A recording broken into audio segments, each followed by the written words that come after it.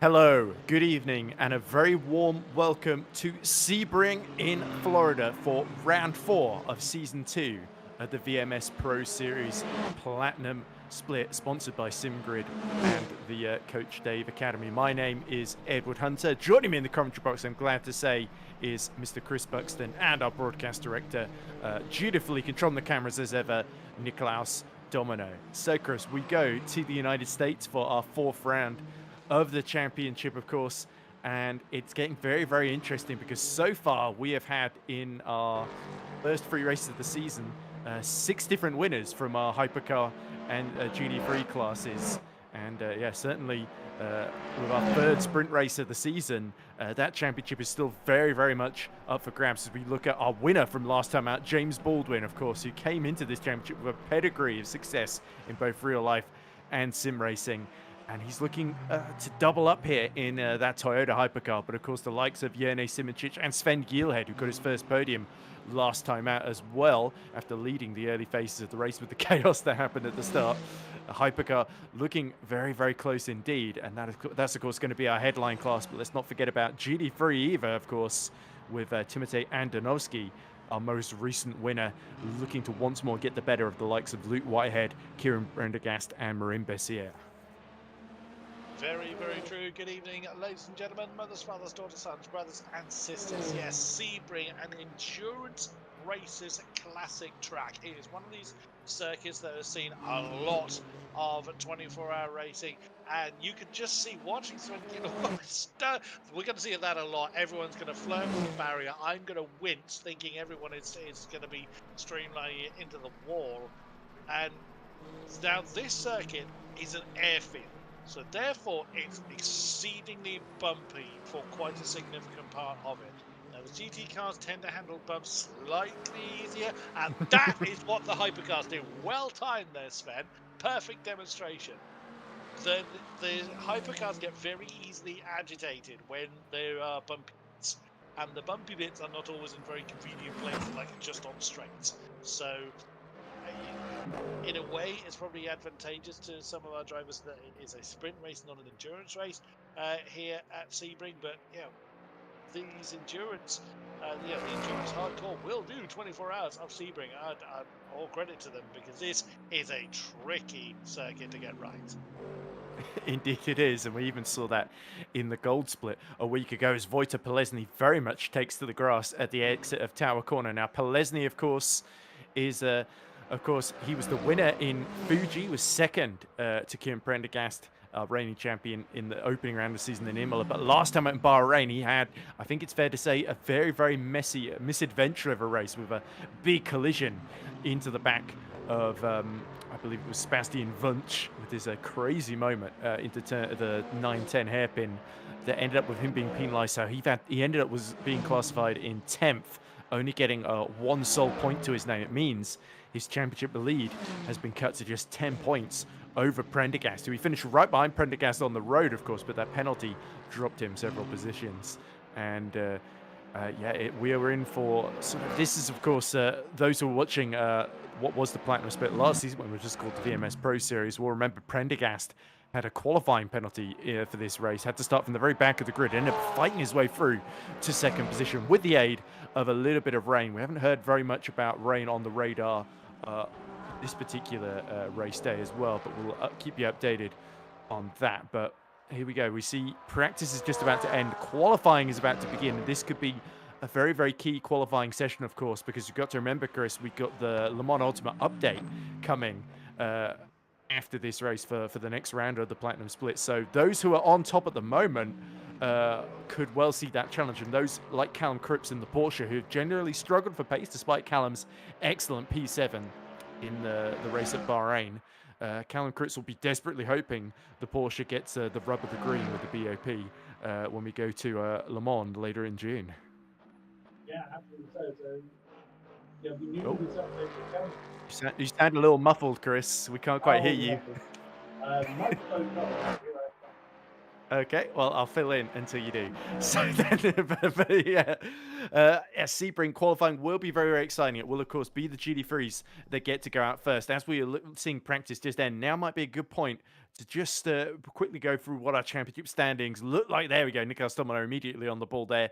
As you can see, Wojciech Polesny leading by just 10 points over Kieran Prendergast in the Mustangs. Timotej Andonovski, his win last time out puts him within 5 points of Prendergast in third.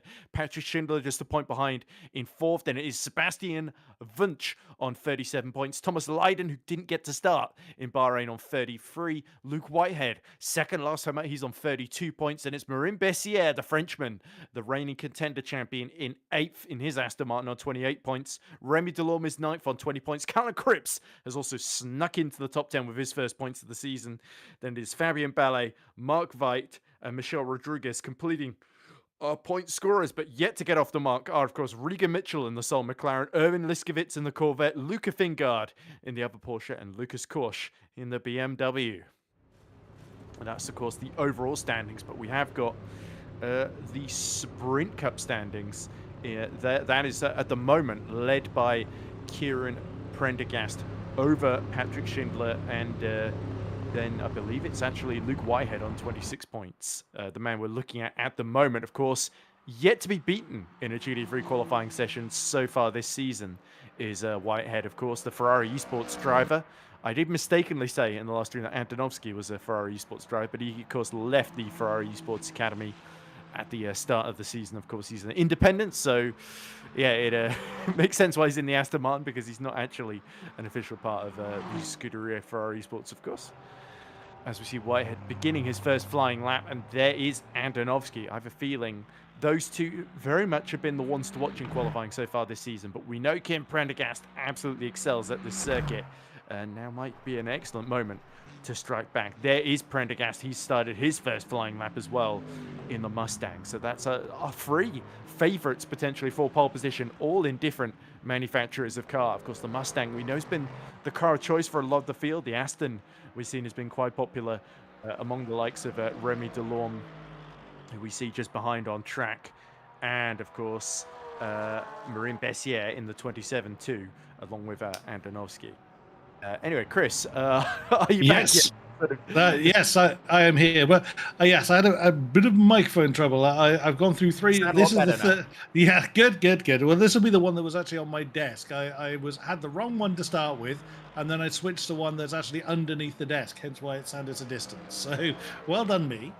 Right, so for those unfamiliar with how the qualifying is working, so we have 25 minutes as an overall qualifying session, but that is for both of our Hypercars and GT3 classes. But as you can quite clearly see, we only have our GT3s out on circuit. They will have 10 minutes plus enough time as is required to finish their laps and get off the circuit. And then our Hypercars will have their 10 minutes plus whatever time they need to finish their remaining laps. Riding on board with Luke Whitehead, purple sector 1 and 2, looking to pick up where he left off. It was, I say, second last time. It's been a bit of a mixture season for him so far, but then, as you were alluding to earlier, Ed, it's been a bit of a mixed season throughout the field, as we haven't yet had a repeat winner. That's very, very deep. Look how bouncy, look how bumpy this last corner is. Coming through Sunset Bend, everyone bounces around. You get really chucked around like you're in a washing machine. And that is top of the timing sheet for Luke Whitehead. First time on the board for the GT3s now. They're all coming in. So Remy Delorme has got a time on the board of 2:03.8. Luke Whitehead has just been dethroned from that top spot by Timotej Andonovski. So 2:02.6. Also, the times in practice were very, very close top to bottom. So even though it's a 2-minute lap, as always, the gap's very, very close together. Marin Bessiere has now got a time on the board. He topped the GT3 timing screen for practice. So again, Bessiere looking to add to his points tally. His, as you said earlier, his first podium last time out. So looking to continue his momentum here at Sebring. Yeah, and of course, one thing we did see in the qualifying for the gold split, we saw it in a little bit in GT3, but especially in Hypercar in the sort of colder temperatures, was that they were trying to warm up those tyres, and the first lap was sort of just a write-off for essentially everybody because the tyre temperatures were too low.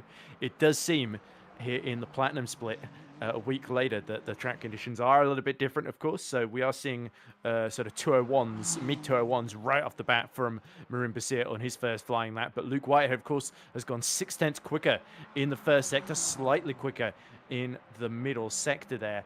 So we'll have to see if this is going to be good enough. He, very nearly flirts with the track limits there at the Genderbeen bend into Le Mans curve as well, as he goes down the Ullman Straight towards Sunset to complete the lap here. We did see on the previous run, he sort of went very, very tight on entry here so he could sort of maximize his exit. Let's see how the Ferrari 488 handles the bumps here into Sunset and onto the main straight once again. That's going to be a prime overtaking opportunity come the race, as Whitehead, not as close to the wall as I was anticipating, but that's quick enough then to go a second faster than Marin Bessier. But Bessier has upped his game in the middle sector here. Kieran Prendergast now splits them as well, going 7/10 slower than Whitehead here. So there's plenty of time to find then at Sebring International Raceway. Unfortunately for Bessier, he's being held up by, that's a 91 of Fingard, I think, that's immediately in front of him here. So he'll get a little bit of a toe, a little bit of a tap with the wall as well for Marin Bessier.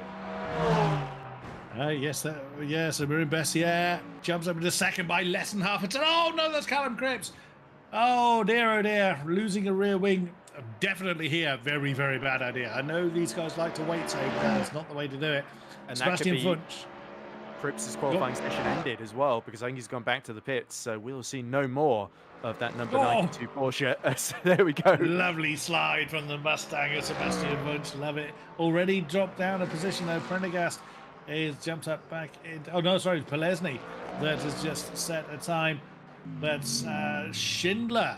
Patrick Schindler has jumped up to the top of the timing sheets now. So there is time out there to be found, but not much time left in which to set their times. Bearing in mind, like we said, it is the first 10 minutes of the session is the reign of the GT3s. If they're on a hot lap, by the time that 10 minutes ends, which will be when the timer hits 15 minutes remaining, they are allowed to finish that lap. If they're not on a hot lap, they may not start one.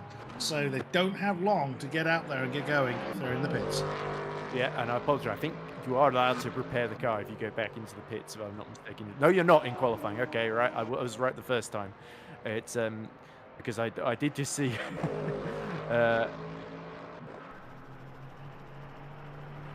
there we go. You're allowed to go out if you drive in, which yeah, it was going to be a slow lap in, so I think with the 5 minutes left in the session, it would have been tight for Callum Cripps to get the repairs done and come out in time. So yeah, it may have been that he was just assigned to cut his losses anyway, but that ensures Cripps will start no better than 10th. In fact, he has come out of the pits. Interesting. So maybe Callum Cripps is a slightly different interpretation of the rules in qualifying than we do. And yeah, let's hope he doesn't get a penalty for that one. But anyway, Patrick Schindler, who we've seen has been sort of all consistently on the second row of the grid, a big threat to pole position, has now currently got it by only 63 thousandths of a second over Luke Whitehead though. So Whitehead, if he wants to keep his spotless pole position record, he's going to have to pull out a spectacular lap now in these last few minutes of the session. As Seb Wunsch there, looking to get his championship challenge back on track after being a bit of a victim. He got sort of used as a battering ram at several points in the race in Bahrain. Definitely wants to have a much better run of things here in Sebring in Florida, as we cut back to Prendergast in 4th position at the moment. A better qualifying than the last couple of races, but nonetheless, Prendergast really wants to get as close to the leaders as possible. Marin Bessier has probably been the big surprise of this season so far. The contender champion has really gained a lot of confidence in his opening couple of races, and since that he got that podium in Bahrain, he just seems to have gone from strength to strength, and Prendergast struggling to really keep up with him at the moment in this quali session. Very true, but even still, those split times very, very close. So Prendergast is, what is he? He's 3.5 tenths down on the pole spot at the last time around. We'll see what he's able to do here through Genderbeen Bend into Le Mans Curve, being chased by one of the Aston Martins along Ullman Straight to see what he can do. Can he improve from the time that he previously set of 2 minutes 0.830? We will see. Chuck it in. Let's see if it sticks. Oh, I wondered if he'd hit the wall there on the inside. Going that first apex. He's having to saw the wheel just to ride the curbs, keep the car as settled as possible. over the line. Is this an improvement for Prendergast? It is not. It was close, but not quite there. Oh, purple for Adanovsky in Sector 1, but not in Sector 2. What can he do? He's currently in 6th position. He's got 4/10 to find. What can the Aston Martin do here? It's an improvement in time and in position up into 4th for Adanovsky. Here comes Wojtek Polesny. Again, that Mustang just sliding. Well, it's the way that you rotate these cars, by general speaking, over the line. So many laps being completed here. Here comes Wojtek Polesny over the line. Does he improve? He does not. If he's got enough fuel in the car, he can go again. And it does look like he is pressing on for one more go. Yeah, Wojtek Polesny, championship leader. If he starts in 7th again, that puts him with a lot of work to do in a very short distance, only an hour. These sprint races, of course. So Polesny in that 44 Mustang is only just ahead as well. Well, just ahead. He's about 4/10 ahead of Sebastian Wunsch in the identical Mustang. As we look at Luca Fingard, even with Callum Cripps' struggles in this session, Fingard is still about 2/10 behind him, and they are 2 seconds off the pace. So in terms of qualifying, the Porsche is pretty much nowhere. I think it's fair to say here at Sebring that BOP cannot come soon enough to sort of save both their seasons, really. But yeah, it's nonetheless been fantastic to watch them struggle on. Callum Cripps did have a great battle with the likes of Mark Veit and Remy Delorme in his duel, where he finished in between to take P7. Remy Delorme, by the way, the Aston Martin is coming alive at the very end of this session. We know you see checkered flag is out, and Delorme flirts with the track limits at Gendebien Bend. I think Olivier Gendebin's last name is a name that I'm butchering at the moment, but nonetheless, just Sunset Bend to go.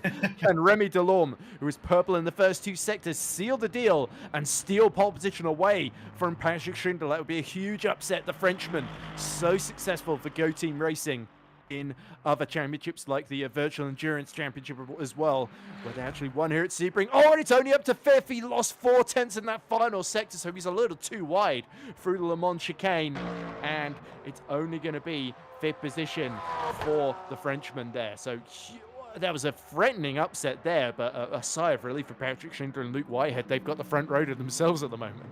Oh, he'll be kicking himself for that. I do believe that corner is pronounced Gendebien. But someone in, I'm sure someone in chat is going to correct. Correct, yes. Olivier Gendebien, yes. Here comes Luca Thingard. Can he improve from 12th? Not with that, unfortunately, remains where he is. Our sole Ferrari. Luke Whitehead is purple 1, purple 2, but not purple 3. So again, just losing it. And that's how narrow these gaps are at the top of the field. There is our pulsator still finding time, still finding those purple sectors. Can he get under 2 minutes? We see, I can see this, well, not by doing that, you won't. So into the pits for Patrick Schindler, Callum Cripps. Well, I suspect this is just practice. Oh, that's exit stage left then for Callum Cripps again. Just putting some Pirelli down on the road. It's just having a bit. It's doing that for something to do. Remy Delorme, I don't think you're going to improve with 6 seconds behind on your first sector. He's already crossed the line after the 15-minute mark elapsed. So this should be when all the GT3s are making it back to the pits anyway. So I think if Delorme completes this lap, he could get in trouble then. So he's immediately heading for the pit lane. So no harm, no foul then. But yeah, our top 2 in the championship, Prendergast 6th, Polesny 7th then. So that is very, very mixed up. And Patrick Schindler is going to take his first pole position of the season. And Schindler is in 4th. He has been the sort of the nearly man, rounding out the podium in the first round of the season. 4th last time out as well, after just being beaten by Marin Bessier. But Schindler taking his revenge then in Sebring. Absolutely true, but it's not where you start, it is where you finish. But great effort there from Patrick Schindler. Exactly, say the also round. Although in fairness, has probably got not quite what I said, but yeah, I said the nearly man. The nearly man. Sorry, I beg your pardon. Yes, you did. Apologies to you, and apologies to Patrick Schindler there. But I will say that Patrick Schindler probably has, given Prendergast is kind of in this category as well, the most consistent race finishes we've seen so far of 3rd, 5th, and 4th. So has been in that region. Prendergast win 6th and 5th. So again, in that kind of top region, whereas everyone else has had, generally speaking, certainly in the top I'd say 5 or 6, has had two good results and one bogey one, essentially. Further down the field, obviously, that does change. But so Patrick Schindler showing that consistency really can prove, well, very does often prove very, very useful indeed. So Patrick Schindler then has that top spot. Good call there, Nicholas Domino, in charge of our stream. Let's have a look at our Hypercar standings. So Nicholas Hubin leads the way on 63. Yoni Simincic just 12 points back in the lead. Persia. That is Fabio Grigoletto in third. Mitchell Hoyer in fourth. Arda Nerchan in fifth position. Joe McCauley in sixth. Sven Gilhut in seventh, with James Baldwin eighth. And Marco De Bueno in ninth, with Henrik Gamble rounding out the top 10. Moving further down, Michele. I still can't. It's because I haven't done it for 2 weeks. Trusky, yes. So I because I haven't done it for 2 weeks, I'm out of practice. Daniele Farinelli in 12th, with Paul Lapierre with a sole point in 13th place. Those yet to get off the mark: Walter Natrilla, Jack McConnell, Jules Neal, and David Levis, rounding out our field of 17 taking part in our Hypercar class, who should now be leaving the pit lane. Yeah, I think David Levy, we've seen neither head nor hair of him for the entire season. I don't think he's shown up. He signed up at the beginning of the season. He's not shown up for any of the races. And unfortunately, I think we have got 1, 2, 3, 4, 5, 6, 7, 8, 9, 10. Yeah, only 10 hypercars competing tonight at Sebring. So I guess after the melee of Bahrain, a couple of drivers that did not get the rub of the green at the start have decided they don't want a repeat incidents. They decided just to avoid being involved in a collision by not showing up, but it's certainly not going to help their championship challenge. That is for sure. But yeah, nonetheless, we have got our Sprint Cup as well. So just a brief recap of that. Yene Simincic leads the way there on 36 points, with Fabio Grigoletto second on 31 points. And it's a two-way tie between Nicolaus Hubin and James Baldwin, both on 25 points. Of course, Baldwin fresh off his victory last time out and looking to, I think Baldwin, of course, he didn't show up in Fuji, so he's got no endurance championship points to his name at all. His main focus surely is going to be on that Sprint Cup now for the rest of the season, as we see Michi Hoyer trying to warm up the tyres on this first lap then. Yes, as we ride on board with the German driver, opting for the Ferrari. It's the most populous choice in the hypercar category. Down through the gears, still bouncing. And again, doesn't matter where you look, just bouncing around through every single turn. That was tower that we just went through. As we now switch to James Baldwin in the Toyota. Just getting towards the end of Sector 2. That is Shindebian, now Le Mans. And then, sorry, beg your pardon. This is Le Mans. And, yeah, riding on board then with the Toyota. Working his way past. I'm not quite sure who. It might have been Michi Hoyer as he just bounces past here. So getting towards sunset. And again, you can see, you saw how the GT's cars were bounced and thrown around. It's even worse with the hypercars. So Sebring is very, very unforgiving when it comes to certainly ride comfort. But now the first laps getting put on the board. But of course, we are going to expect them to really start tumbling down. Several drivers still warming their tyres up through the course of this lap. Through the course of the previous lap. Now, with 7.5 minutes on the board, on the clock still remaining, it's time for our hypercars to get down to business. Yeah, and just a small little factoid here, because Ard Ercan does have the opportunity to make history today, and he's 51 Ferrari, because of course he won this race last season in a Ferrari in GT3, just beating Kieran Prendergast, who was catching him at the end, but of course Ercan started near the front, was able to hold on as Baldwin goes 3/10 faster in the first sector alone now. But yeah, Ercan, if he wins in Hypercar, he'll be the first driver in the VMS Platinum Split to win the same event in both Hypercars and GT3s there. So with the reduced field as well, Ercan has got a good chance here, although his first lap, of course, still warm up at the times, was 10 seconds off the pace that Baldwin has been setting. And Baldwin, based off recent history, has got to be one of the form men here. We also do not see Yene Simincic in... Oh, no, he's set a lap 26 seconds off the pace behind even the GT3. Sven Gielhed also very slow. As Baldwin immediately goes back into the pits there. Potentially there's a last-minute setup change being made there, but that to me indicates a man not happy with the way his car's handling.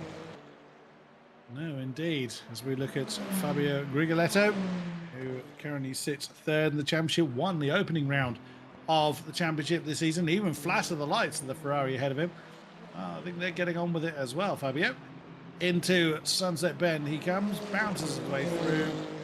We'll see where this pace sets him. Nicholas Sebring currently with the top time, getting into the 44s. That's 44.3 for Grigoletto. There is Arda Erchan just crossing the line. Oh, and a pole time for a 44.2s, even with a green at sector 2. So personal best there. Purples across the board for Erchan. Back in, that's second, slots in the 44.303, not even a tenth behind Arda Erchan. There's SimGrid, slots into third in the Peugeot. Nicely done, a 44.332. Just not even 300ths behind Geelhead. Yeah, there we go. So the first times on the board and looking very, very good for Erchan so far. But yeah, Baldwin, he looked pretty much on the pace, if not a little bit faster, before he decided to come into the pits there. So potentially Baldwin had not put enough fuel in, is my only explanation there, and he knew that he wanted to set himself up for the very, very end of the session when the track's at its best. As we rumble with, not on board quite, but watching Walter Atrilla, the Finnish driver in the 83 Ferrari, of course, and Atrilla, who's not had a great deal of fortune so far this season, as Michi Hoyer, just a bit up the road, is starting to set a purple middle sector there. So let's see what Hoyer can make of this lap. He was 3/10 quicker, I think, than Erchan in the first sector, and he's going 2/10 quicker in the middle sector as well. So Michi Hoyer then coming through the final corner now. This is going to be enough to put him on the front row in that number 50 Ferrari. 4th place last time out. He put in a brilliant defensive drive, just shy of the wall. He's the winner of this race from last season. Where's he going to come out? Oh, only 1 position gained. There's a slightly slower final sector, so he goes, I was going to say 5th fastest, but he's immediately been beaten. As we see Walter Atrilla go 8th fastest. Nikolaus Huben is only 6,000 shy of Grigoletto, who's our new pole sitter now. So I feel this is going to run and run until the clock runs out here. I dare say you're indeed correct. So, as has mentioned, the Ferrari being the most popular choice, almost all of our Hypercar contestants taking part tonight are Ferraris, just SimGrid in the Peugeot and James Baldwin in the Toyota being going against the grain. We'll see if that pays off for them whatsoever. There is our current Hypercar pole sitter, Fabio Grigoletto, pushing on, only 11 thousandths off of his best in Sector 1. So I can't even tell you how. Bear in mind that a tenth of a second is how long it takes the average person to blink. That's a tenth of a blink, essentially. We're dealing with here. That's the kind of narrow margins. Oh, and a little bit of a flirt in the grass, so that is not going to help Grigoletto's efforts here as he swings through the double left. James Baldwin's getting to the end of a lap, but I think it's fair to say this is, yeah, I was going to say this will be an outlap for him. 44.069 is the target time set by Grigoletto. James Baldwin starts his next, potentially last time lap, unless he is going to go for 2 laps back-to-back, which he can do if he so chooses to. It's not been a particularly successful qualifying for him. See what he's able to do. Just coming through now into Gurney Bend, his long right-hander, nail the foot to the floor, and don't forget, it's probably the only time there's any kind of respite for the drivers. It's fairly smooth, comparatively smooth, and then you hit the brakes and they bounce around like mad into the hairpin turn. The car as steady as you can. Fangio chicane onto the long left-hander, and that's just as personal best for Baldwin in Sector 1. So there could well be an improvement here. They're coming to Cunningham Corner. Slower part of the circuit here. Now it's Collier Curve, left-hander, then it's Tower Turn. That sees them onto the back part of the circuit. Heavy on the brakes, 90-degree right-hander. Again, the car's determined to bounce away from him. Flying Fortress straight into Bishop Bend. Oh, a couple of the Ferraris there. Quite wisely getting out of the way. 140 on the clock. As another personal best for Baldwin, just shy of a tenth off the top time. Sliding his way through Bishop, through Gendebian, and now into Le Mans Curve to get himself onto Ullman Straight. Onto the gas for as long as you dare. Again, you just set yourself up for hoping that you ride the roller coaster of the bends through Sunset. So going for a wide entry into Sunset. Some people hug that inside line. Some people choose to take a wider entry to try and maximize your exit speed. Over the line for Baldwin. It was a purple sector 3 in the end. Puts him up to third, a 44.127 for the Toyota. There we go, just under 600 shy of Grigolo's pole time. Ruben, of course, still 6,000 shy, so even closer from our championship leader there.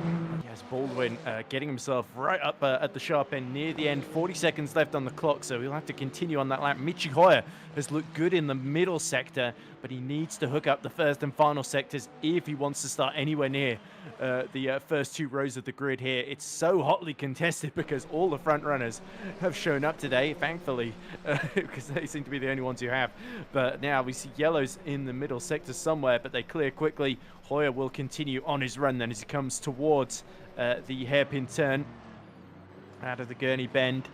And you can see it's really bumpy under braking there as well as he goes into that little Fangio chicane. And now on the long run towards Cunningham Corner, of course. Michi Hoy was so good here in wet conditions. He's 2/10 off the pace, though, in the dry. And we see Baldwin is going even faster on this lap, but the middle sector a 10th shy. And could that have cost him a chance at pole position now? Everybody on their final runs. Number 7 Toyota comes out of the Mont chicane onto the Ullman straight, just straddles the curb. And he's just got to hope that he's got the run then into Sunset Bend here. You have to be so patient for waiting for this corner to arrive. Then you've just got to chuck it in from the outside line. Keep the steering smooth and straight over the bumpy surface. Then get on the power as soon as you can. Avoid brushing the wall as much as you can towards the timing line. It is a brilliant final sector, but it's not enough. He stays third fastest to James Baldwin. So 2 brilliant laps at the end, but only good enough for third. 4,000 off his previous best by the end of the lap was James Baldwin. Again, you want to talk about consistency, there it sits. Nicholas Huben, championship leader in our hypercars, championship leader by a distance of 12 points at the moment from Yoni Simončić, who currently sits in 6th position in the Peugeot. That's not a personal best in Sector 1. It is a purple Sector 2, but it's still technically 4,000s down on his overall pace. The checker flag now awaits our drivers. Can Nicholas Huben improve on an already absolutely stunning time? He's got 6,000 to try and close in on Grigoletto. He's found 4. Well, he's found 4 of them. Oh, again, so close to that apex. You've got to use every pixel of space available to you when the field is this close. Over the line, it's not an improvement. That final sector being his undoing. Nicholas Huben will be starting on the front row presently. Only 1 car still on track, which is Yoni Simončić. And he's backed off. There we go. It will only be 6th then for Simončić. And we saw in the gold split last week that the Peugeots really struggled in qualifying round here. But they showed a little bit better come the race. And that's what Simončić will be banking on. But yeah, Fabio Grigoletto takes, I believe, his 3rd pole in the VMS Platinum split. And for a man who'd had messy races, that's exactly what he needed then. Fabio Grigoletto and Nicholas Huben, all Ferrari front row between the Italian and the German. Then it's Britain's James Baldwin and Sven Gielhed, the Dutchman, in the 83 Ferrari, who make up row 2. Row 3 is Arda Ercan, the Turkish driver, just ahead of Slovenian Yone Simončić. Then it's Germany's Michi Hoyer, ahead of Italy's Marco De Buono on row 4. Row 5 is Walter Natrilla from Finland, ahead of Italy's Daniele Farinelli. And that is our hypercar field complete then. On the first row of our GD3s, it's Patrick Schindler in his first ever pole position, ahead of Luke Whitehead. Then, row 2 in GD3 is Marin Bessier and Timothée Andonovski, the Macedonian, looking for his 2nd win in a row. Then it's Remy Delorme, the Frenchman, who just missed out on pole. He starts 5th, with Kieran Prendergast 6th on the grid behind him. Wojciech Polesny is 7th, with Sebastian Wunsch for close identical company, of course. And it's Regan Mitchell, who will start 9th on the grid, with Michelle Rodriguez rounding out the top 10. Callum Cripps, he will start 11th, and making up the back row with him is Luca Fingard in the sister Porsche. Well, 1 hour of racing ahead of us here at Sebring. And it is going to be a case of how well can our field fight the bumps in close proximity to everybody else. Of course, the car's now going to be heavy with their fuel. Or is there anyone you're keeping an eye on, Ed? Well, I'm seem to be being called down for dinner, so hopefully I can take the start and then hand over to you. But yeah, who to keep an eye on? I think I definitely think Remy Delorme looked really, really fired up. The Aston Martins in GT3 looked very, very strong.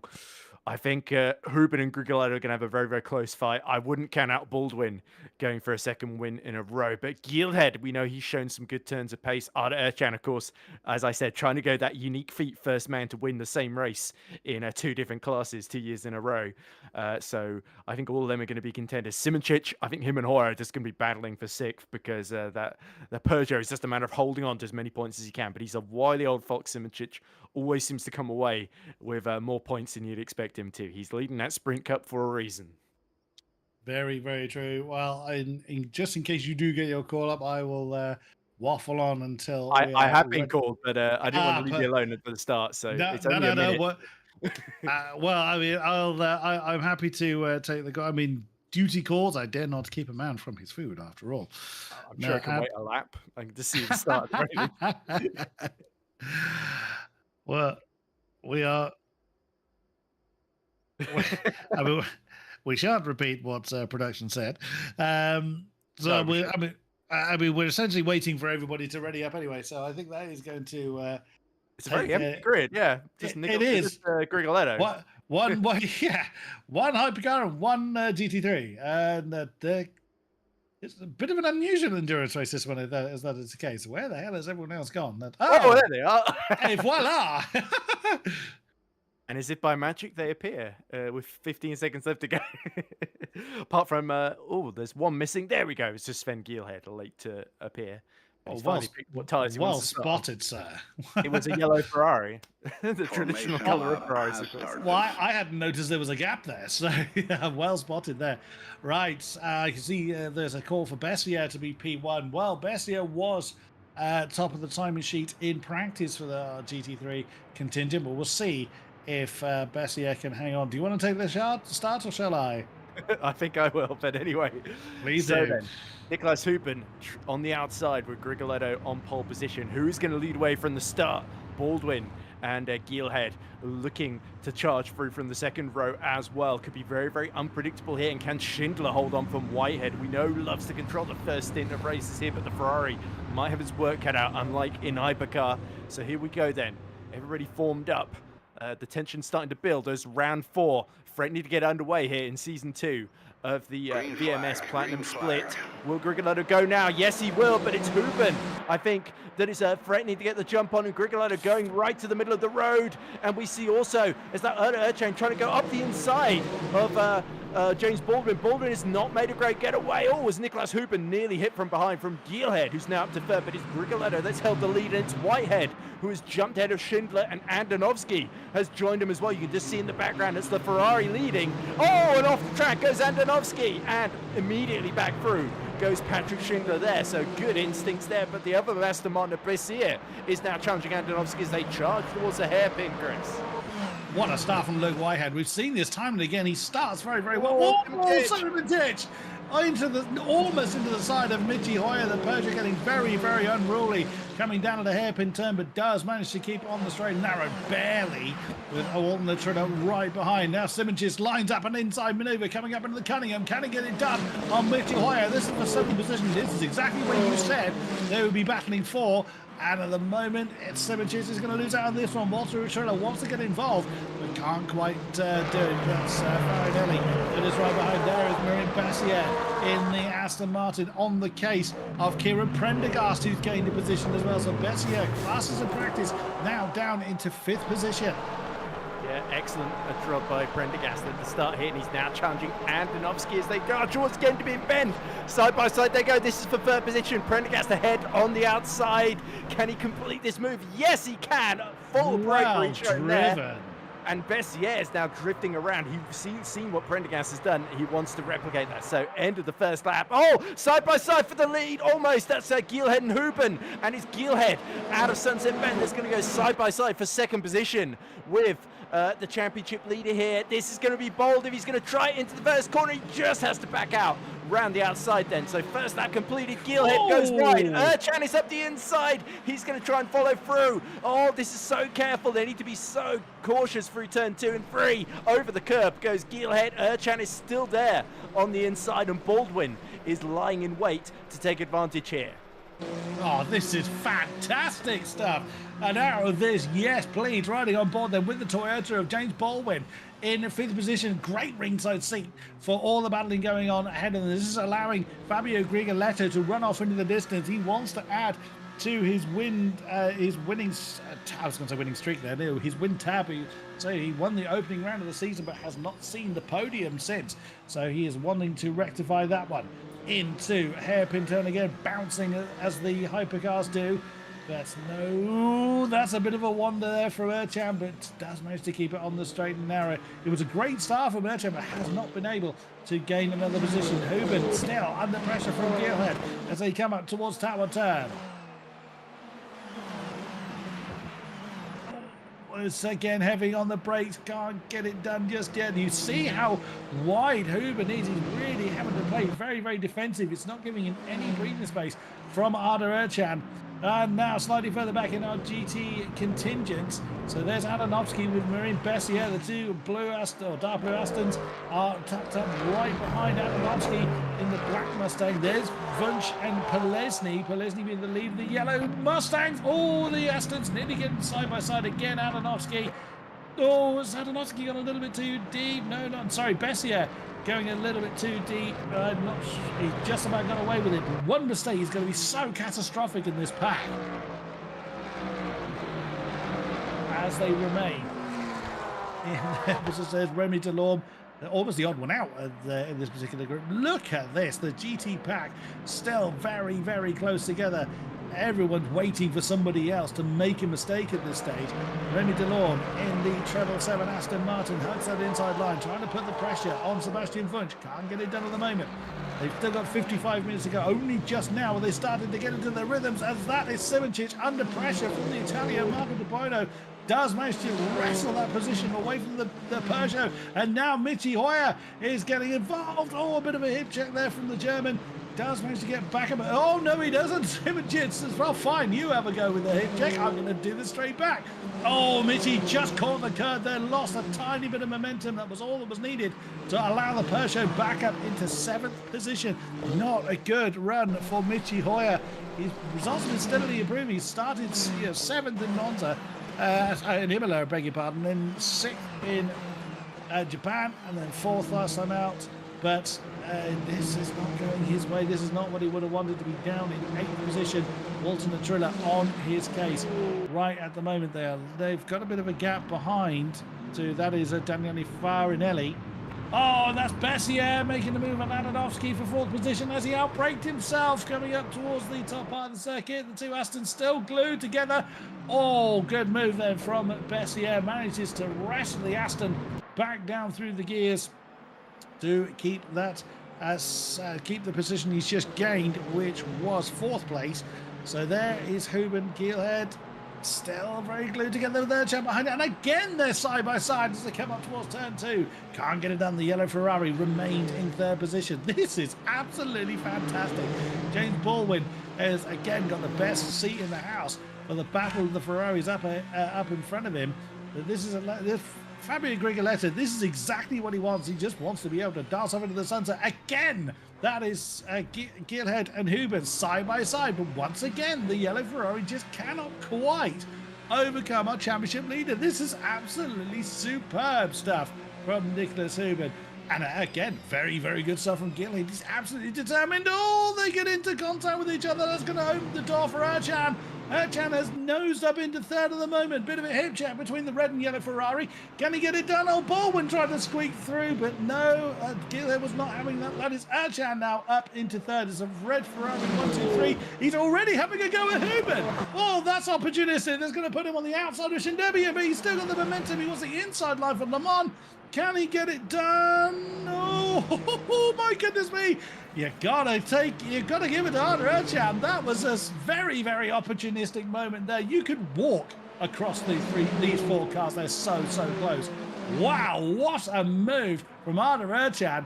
But he's now got a 5-second gap to Grigoletto if he wants to set the history books with being winning in the GT3 category last time out and then winning in the Hypercar class the following year, as James Baldwin sizes up an opportunity to try and draw alongside Gilhead, but can't get it done though. Sven Gilhead in the Ferrari just gets enough horses down to the tarmac to hold on to the 4.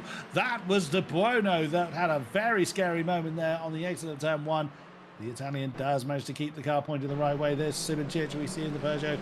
Then Michi Hoyer down to 8th position as mentioned, with Walter Nutrilla on his case.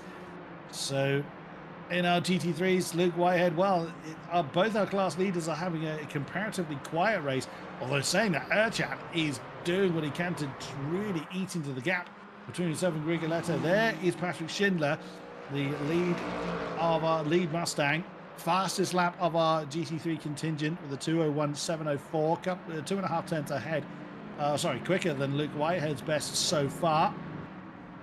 Only 1.5 seconds separates our GT3 leaders. It's Prendergast in the next McLaren that's got the pressure with Ryan Bessier only half a second behind. Well, it was half a second behind that.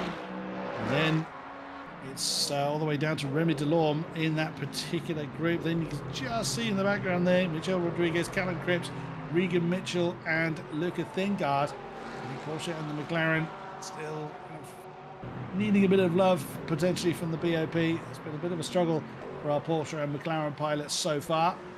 Either way, Callum Cripps inside the top 10. See what he can do from there. Baldwin in the Toyotas. Now got a little bit of gap to close down between himself and Sven Gilhead, who's still in the tyre tracks of Nicholas Huben, but this time it's about for third, not about for second as it previously was, as Arda Ercan has gotten ahead of them. New fastest lap of the fastest lap of the category. Oh, go on. What did you see? Huben, sorry, there's the reintroduced members of the broadcast after hurriedly scoffing down in it, but Huben had a huge moment into turn 1, goes a little wide into 2 to make sure he can maximize his exit there, but left the door open again for Sven Gilhead there. So our championship leader in third, he's not looking to bank the points here. He is pushing because he knows Gilhead and Baldwin will go up the inside if he gives them half a chance, and he even locks up a little bit into the hairpin as well.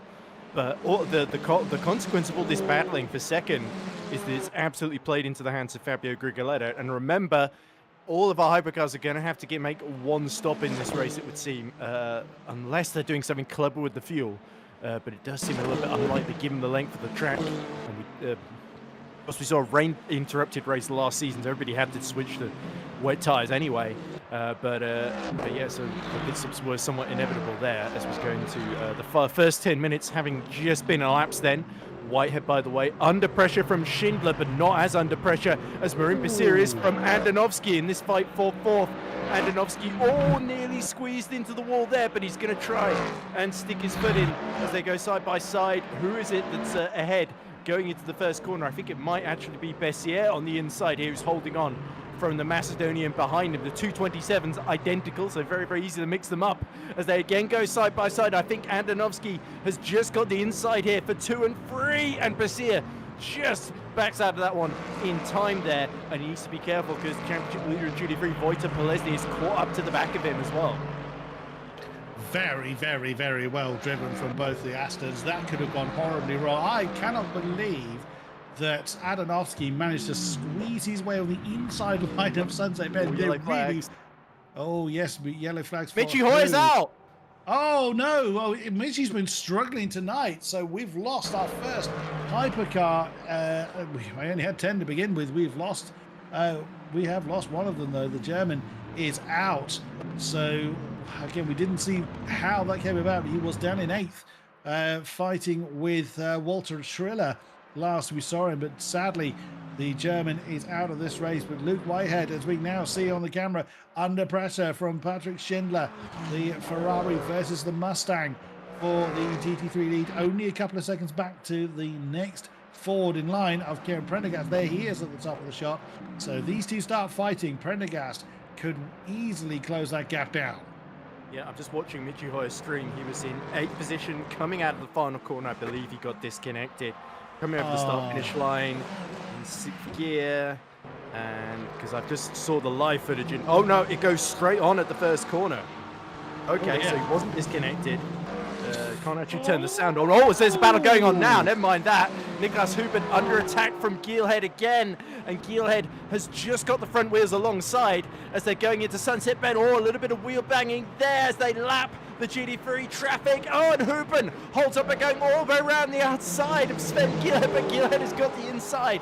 And he's going to have to make the more circuitous route then, as they're still alongside each other over the start-finish line. And it's going to be Huben that has the inside if he just brakes late enough and avoids the Mustang there.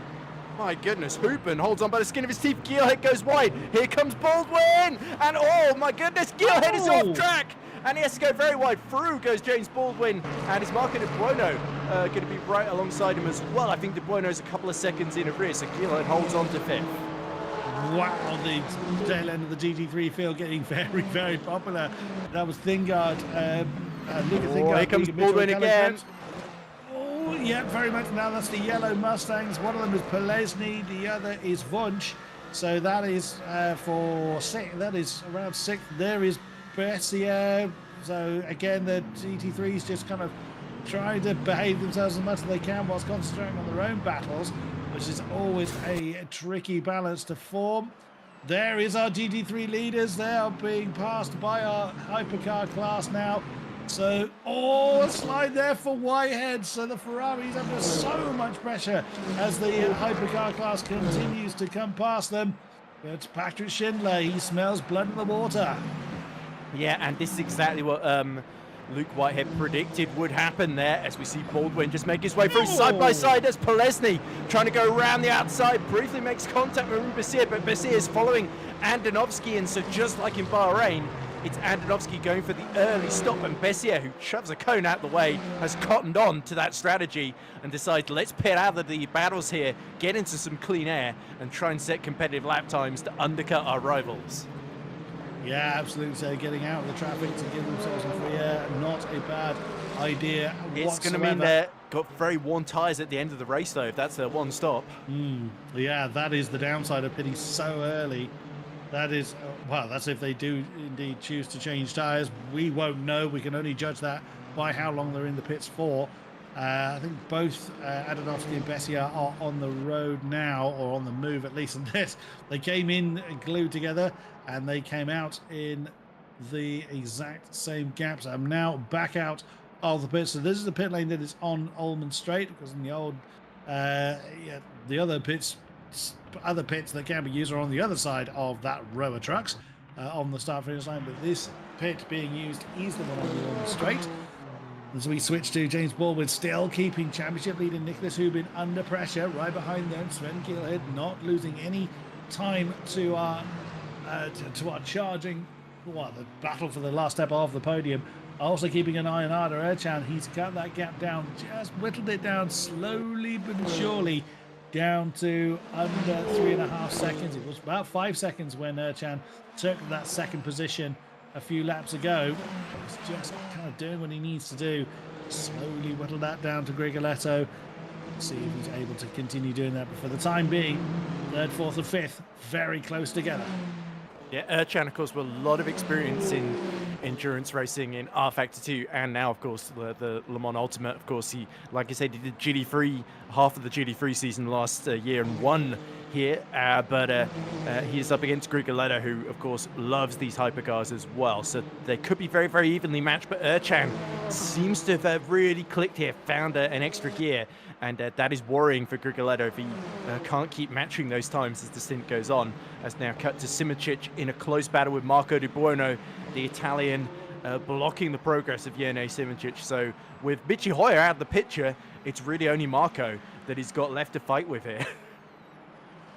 Oh, give it time. I'm sure they'll find another playmate. I'm sure but- Yerne will find some way of getting back into the mix, as he inevitably does. But the Peugeot definitely looking a bit more on the back foot compared to normal here. Gets a good exit here. Will Marco De Bueno defend up the inside? Winner at Circuit of the Americas last season up against our reigning endurance champion. And Simoncic decides to think better of that there. But you can almost feel the frustration from the cockpit of that Peugeot.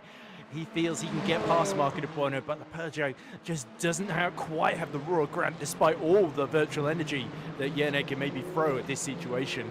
And of course, with such a low field, if you are Marco De Bueno, Walter Natrilla, Daniele Farinelli, you're in for a good payday of points here if you can get to the end of this one now. Of only 9 hypercars still running. So there's not necessarily the biggest incentive to hold up Simoncic for too long here. But Marco De Bueno, he feels he's got something to prove here. He's going to keep the 4-time FSR World Champion at bay. No mean feat at all with a rap sheet like that. But Simoncic glued to the tail end of Marco De Bueno. There's a battle for 6th position at the moment. The question, what happened to Michi? He exited stage left from turn 1, unfortunately.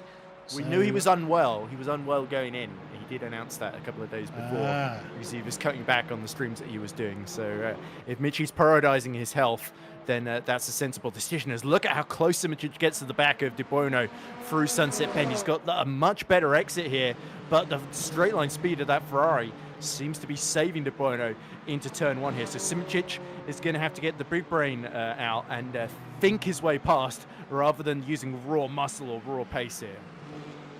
We will see when Simoncic is not shy of a dive bomb or two, but a little bit further up. So this is Baldwin being pressured by Sven Gielhood. So the yellow Ferrari down into 5th in the hypercars now. Patrick Schindler still staring at the back of the Ferrari. A bit more of a gap between our GT3 leads. Not too much more, but a little bit more. Kieran Prendergast is closing into them as well.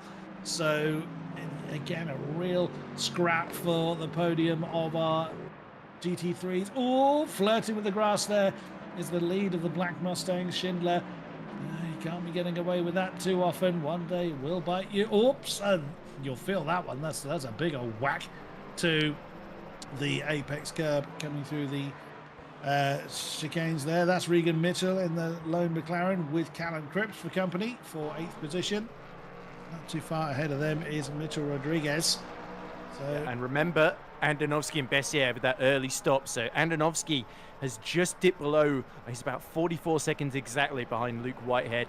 Marimbus is 47 seconds behind. So Andonovski's actually pulled 3 seconds on him. As we see Regan Mitchell closing slowly but surely on the back of the Porsche. These two cars with the pretty heavy BOP disadvantage, of course, especially compared to last season in the case of Mitchell and his McLaren, of course.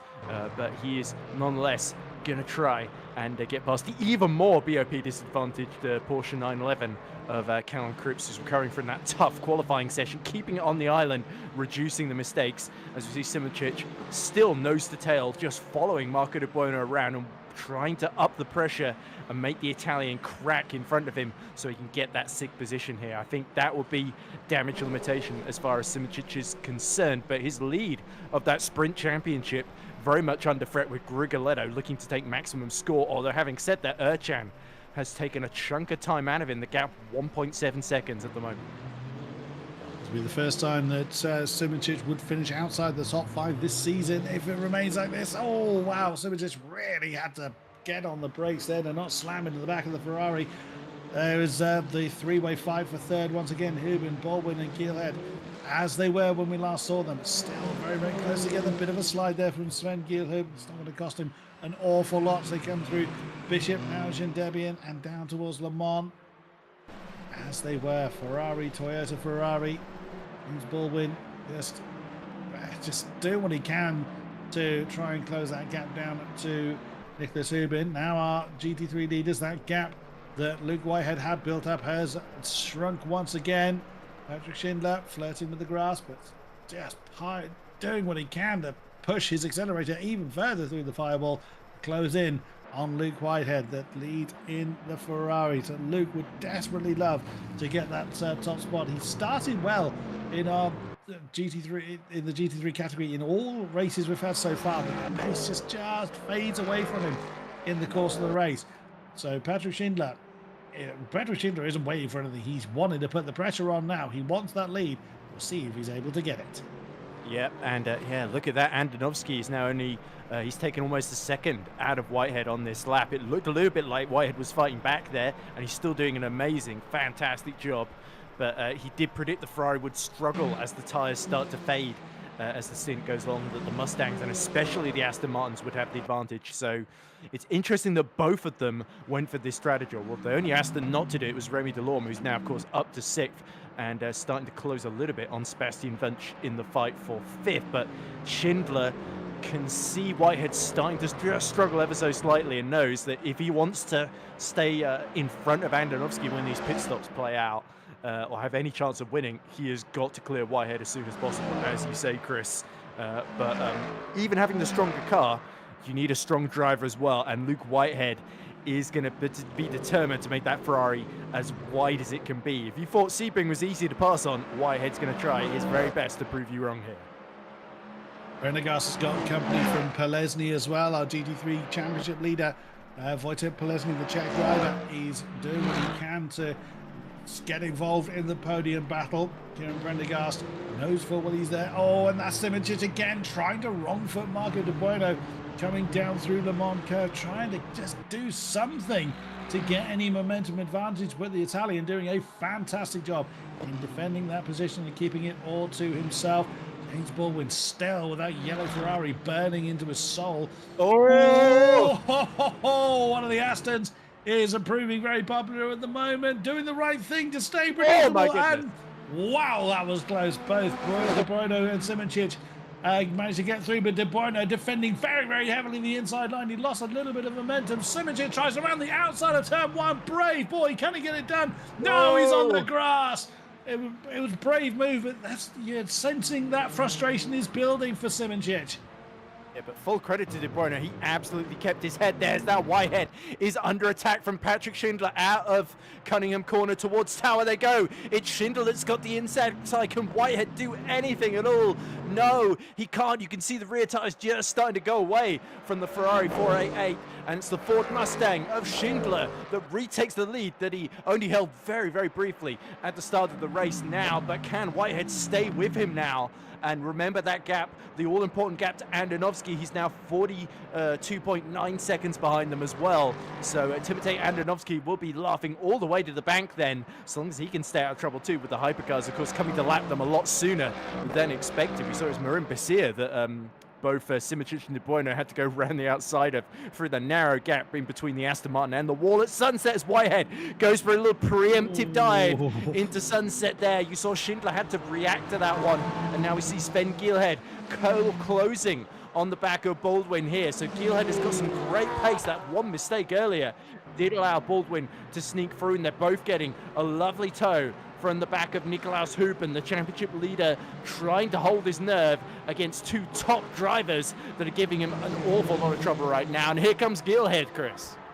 Indeed, here he comes, but can Baldwin keep the yellow Ferrari behind? Oh, James Baldwin has gone for that defensive posture. They're side by side coming into turn 1. Not quite.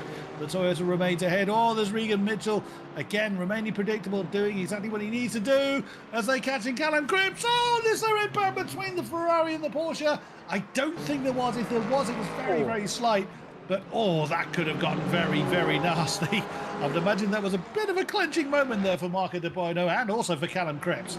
And James Baldwin as well, because Cripps went over the curb at turn 3, and Baldwin had to go right alongside him as well. I think there was just brief contact between the two, but not quite as dramatic there. Just bad timing. There's never a good time to pick to lap someone, isn't there? You just come up to them as soon as possible and hope that they see you in time and that they're not too distracted from their own race. They notice that you're there in terms of hypercars, and if you're duty free, you never really want to be lapped anywhere, because it's always a bit of a distraction at the very least, and you have to back off and lose time at the very worst.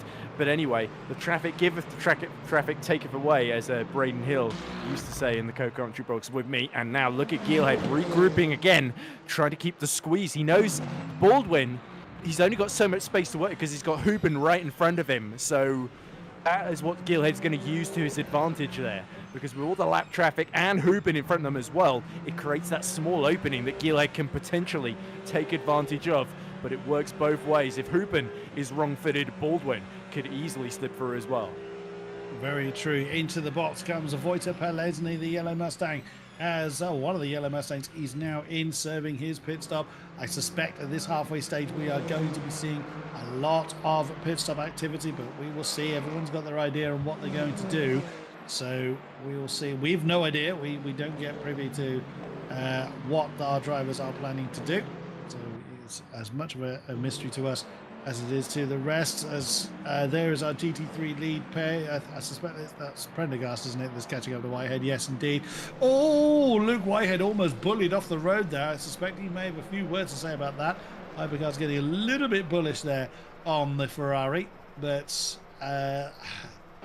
you'd never want to see it, but in the heat of battle it can happen. But that's given Kieran Prendergast the opportunity to close right in on the Ferrari. You never really need to give Kieran Prendergast any kind of advantage. Oh, and it looked like the Ferrari was just wandering off the road there coming out of Tower Turn, but he has remained ahead of Kieran Prendergast.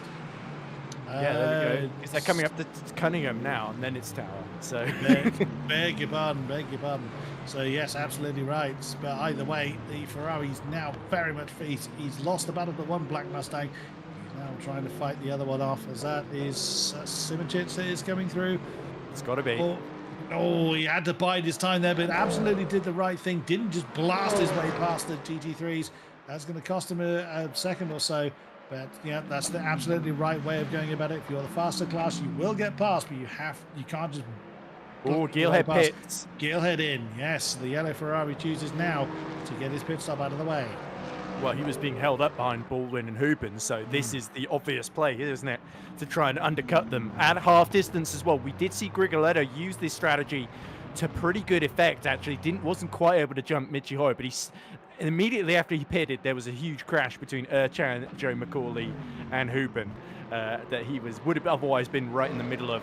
As now we see Prendergast trying to keep up the pace and put up the pressure on the back of Whitehead there, as Whitehead continues to lose time to Patrick Schindler. The gap now 2 seconds. Remember, Timotej Andonovski has actually just seen Wojtek Pelesny pit and come out right in front of him, and that's very, very bad news for the Macedonian, because now he's being held up by Wojtek, who, by putting less fuel in, has basically overcut him. Yeah, that is not what the Aston Martin would have wanted, but if he can stay in the slipstream and possibly gain a few tens on those around him, then we'll see if that helps. That's Geelhead just coming out of the pits. That could have been a little bit unfortunate if Wojtek Pelesny hadn't realised. I think it may have been impact on the side of the Mustang. That's opened the door for Andonovski. Almost contact between the two GT3s. They remain facing the right way, but that got very, very lively very suddenly. Yep, there we go. And this is just costing both of them time here. But Patrick Schindler continuing to lap very, very competitively indeed in the sort of 201s, 202s. Whereas these guys now fighting each other, they're just inevitably going to lose time.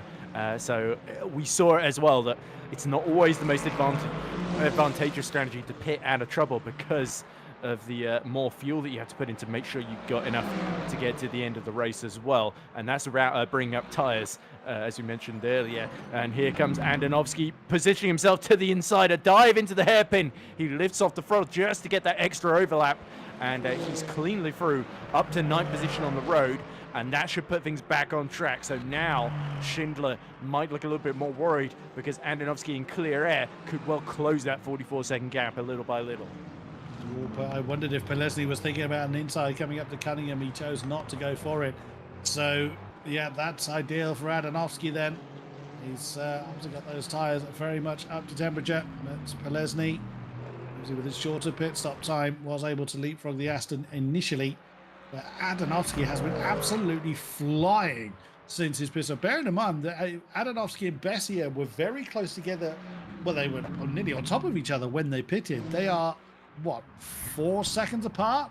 So Bessier has closed that gap down a little bit, but yeah, Andonovski has really gotten the bit between his teeth and absolutely nailed the throttle. As we look at Callan Cripps and Regan Mitchell, neither of these two have pitted at the moment. They are in 6th and 7th currently. And McLaren thinking about an inside manoeuvre coming into turn 1, does not commit to that, as that the yellow for. Oh, that's always a bit of a worry when you're coming through turns. That's Geelhead that is coming through. Oh. And getting right over the curb as well.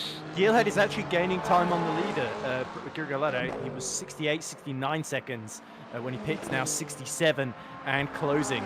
So that to me tells us we're not far away from seeing the leaders have to respond to this as well. And the only thing that could be happening here is maybe some of the leaders are trying something a bit clever with the virtual engine and fuel, making sure they have plenty they can breeze through at the end. But we are going to see splashes and dashes all up and down the field then.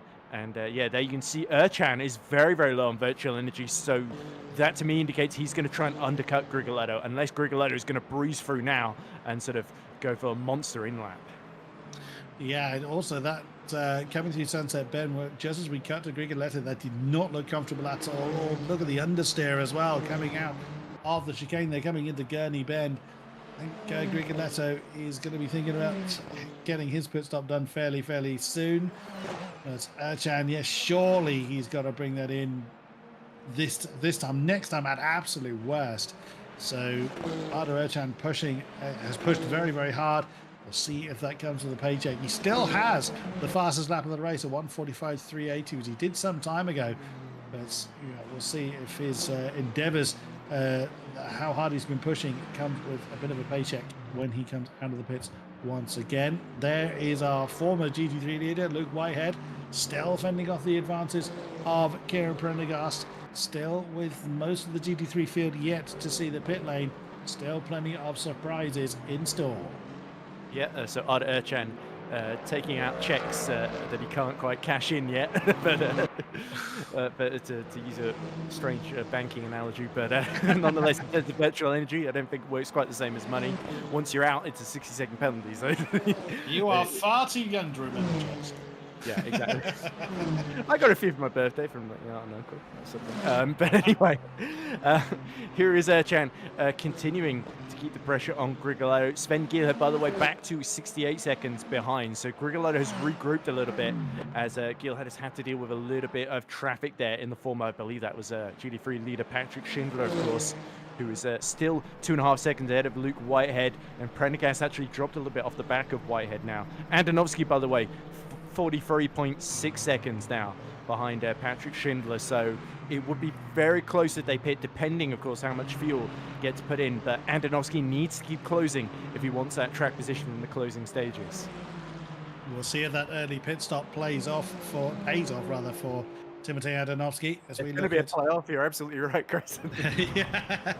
So James Baldwin trying to keep Niklas Hubin company, has been for a while. He's lost his chasing Ferrari of Sven Geelhead a little while ago, but at least he's still having to pit. They bounce away past one of the Aston Martins. And still James Baldwin. Now, is he biding his time or is he pushing as hard as he can? So we don't really know from the outside. There's Remy Delorme, who is the aforementioned Aston, who's somewhat minding his own business. He's at the tail end of the field in our GT3s, but still pressing on. It's always good to see where you can do. You may well be last and lapped, but anything can happen in the endurance race. Oh, Regan Mitchell and Callum Cripps still arguing for currently 6th position. Oh, Callum, well, actually both of them flirting with that outside wall as you have to do. Finally, so we knew it was coming, but he is going to join Sven Geelhead in terms of being the first of our hypercars to visit the pit lane here. So crucial stop here. How much longer is Grigoletto going to stay out there? 24 minutes left in the race. So this is crunch time now. The decisions they make now are going to decide how this plays out. And you cannot afford to fumble here at the pit stop, because if you do, that could be the difference between finishing on the podium and maybe finishing off it. As we see yellow flag somewhere out on track. We do indeed. It's Thingard. Luca Thingard's had a spin in the Porsche. Where's he done that? Where is that? And two is there. Yes, so yep, quite right. That Porsche does not look happy, so there's damage to that car either as a result of the spin or the damage causing the spin. We don't entirely know. Luke Whitehead looks like he's got himself a little bit of breathing space over Kieran Prendergast now. There is Arda Erchan, so now freshly pitted and now in 6th position, ahead of Sven Gilhud by, well, not a huge amount between the pair of them. That is 2.8 near enough between the two Ferraris. So Sven Gilhud obviously a good bit of speed. Oh, as Regan Mitchell and the McLaren nearly slams into the back of Callum Cripps. A challenge for 6th position for the McLaren around the outside, still holding on in there. Gets the inside line. Oh, the Porsche with the momentum through Debian, but who's going to win out? Callum Cripps. Whoa, he had his bravery pills very late in the brakes, just about keeps it on the terra firma. But does pits from the lead. Yeah, well spotted. But does that slight flirt with the grass cost Callum Cripps the momentum? He goes in the defensive posture, coming up into Sunset Bend, side by side. The McLaren tries to swing around the outside. It's a long way to go. Nearly impact between the two, but that's going to give Callum Cripps the inside line. Can Regan Mitchell hold on to the momentum? Nearly hits the wall. At the moment, they remain where they are. As more hypercars come up behind them. Brilliant defensive work from Callum Cripps. Regan Mitchell looks at the inside of turn 1. Can he slow it down this time? Oh, that's Regan Mitchell couldn't slow it down though. That's James Baldwin that nearly got squashed by the Porsche. They remain where they are. After all that, nothing has changed between Regan Mitchell and Callum Cripps. Yeah, you do have to wake up very, very early to get one over on Callum Cripps, even in the Porsche being the disadvantaged car as he perceives it, and certainly as we perceive it as well with the qualifying times. Callum Cripps makes up for that with, as you say, some brave late braking on the outside, and also just keeping his head, knowing exactly where to place that Porsche to maximum effect against the McLaren. So here's Grigolotto. He has come out comfortably ahead, actually, of Arda Erchan. Has he put less virtual energy in? Because remember, he had saved about 20%, whereas Arda Erchan had nearly run out trying to chase him down as well. So this has worked out beautifully for Grigoletto, and now the pressure is on Huben, Baldwin, and even Simoncic as well. What are they going to do? How late are they going to leave this? As we look at Fingard, who is holding up Remy Delorme. So even with that spin, Delorme has somehow ended up behind Luca Fingard with Maroon Basir now in 10th, of course. So it seems the early pit stops are not necessarily worked out in GT3, but it's a bit more even as we see Wunsch now dives to the pits as well. Let's see how this works out for the German. Yes, the second of the yellow Mustangs is in. Interesting that Bessier is, that early pit stop not doing him any favours. Delorme gets the inside line of the Porsche of Luca Fingard. I don't think Luca really fought that one to any great degree. So no point. Yeah, true enough. So it's not been a good day in the office for Luca Fingard. There is Kieran Prendergast, the second of the black Mustangs, still staring at the back of the Ferrari. Luke Whitehead is still in podium contention for GT3. We are approaching 2/3 done in this race. There's still plenty of opportunity for thrills and spills and mistakes to happen. Still people not pitting. So yeah, if people aren't going to pit, those tyres are going to be absolutely mullered. But as far as it's Callum Cripps exiting very dramatically stage right, and he's got a thing with his rear wing. He really didn't want it. He got rid of it in qualifying, and he's got rid of it again. I don't think that was intentional. The rear just let go on that Porsche 911. So difficult to control under braking at high speeds. And sadly, after that brilliant defensive drive, Callum Cripps will go no further in this race. That BOP cannot come soon enough for the English driver there. As we cut back to Prendergast, continuing to pressurize the back of Luke Whitehead here. But the big story is Andonovski, of course, is 44.3 seconds behind. Patrick Schindler has really got to hurry up and has started to extend the gap here. So now these two are fighting Andonovski for second position here. Prendergast can't clear Whitehead soon. It could really impact whether he finishes on this podium or not. Yeah, very, very true. As we just seen our Hypercar leader Nicholas Huben yet to pit with James Bond. Wow, just as I say that, the Hypercar Championship leader in the pits then. James Baldwin will take over the Hypercar lead for now. Again, the Toyota yet to see the pit lane as well. Prendergast still keeping himself very, very large in the mirrors of the Ferrari. So let's see then. Oh, you can see the Ferrari's getting more and more uncomfortable coming through Sunset. The McLaren, no, the Mustangs rather, a little bit more comfortable bouncing their way through Sunset. That is Nicholas Huben that is now back underway. Also in the pit lane is Daniele Farinelli. the next of the Ferraris into the pit lane. So I think it just leaves our top two. Yeah, Grigoletto should come Hypercross. through. And it's going to be close. Where's Erchan? Erchan's a little bit far behind. Is he going to get jumped by Nicolas Huben? That's Huben just appearing in the foreground there. So the early stop for Erchan, it has backfired here. Huben has jumped him for second overall in the net order of this race. Also bearing in mind that because Erchan had burnt a lot of his virtual energy, he would have had a longer stop to recover what he needed to. So that early strategy not paying off. The Ferrari getting its tail wagging, coming out of tower for coming out of hairpin. I always do that. I always muddle those two from the external shots. So coming out of hairpin, Kieran Prendergast again. He's just piling the pressure on. He's waiting for the Ferrari to fall off the road, essentially. But at the moment, Luke Whitehead just positioning himself perfectly well. The more that happens, though, the more that gap to Schindler is going to increase. So the lead Mustang just needs to carry on doing what he's doing, and that is looking pretty good then for the lead Black Mustang. But Luke Whitehead is doing everything he can to stay in podium contention. Yeah, remember, it's that 39-second gap to Andonovski that's crucial, because he just seems to be keeping within the pit window here, and as long as Prendergast is stuck behind, it ensures that when they both pit, they'll come out behind then. So Prendergast has got to force the issue. We saw that brilliant move on Bessier in the early stages through Le Mans and Guindy-Bion. Can he replicate that at some point here? He's positioning himself to the inside at Sunset. This is a crucial move. Oh! Little bit of contact. Whitehead turns in from the outside, and Prendergast has to back off there. But that was a little too close for comfort for the both of them, I think. A little surprise, actually, that Luke Whitehead tried to shut the door. Kieran Prendergast had made himself known, made his intention known early enough. Didn't obviously have very much overlap, but Luke Whitehead turned in nonetheless. Just caught the nose of the Mustang. No harm, no foul as far as any spins were concerned, but I think Luke Whitehead may well, or maybe he didn't realize the overlap was there. Either way, that would have definitely been a wake-up call. There's barely over, was less than 16 and a half minutes of the race remaining. James Baldwin now leads the way. Actually, the two non-Ferrari hypercars are currently 1 and 2.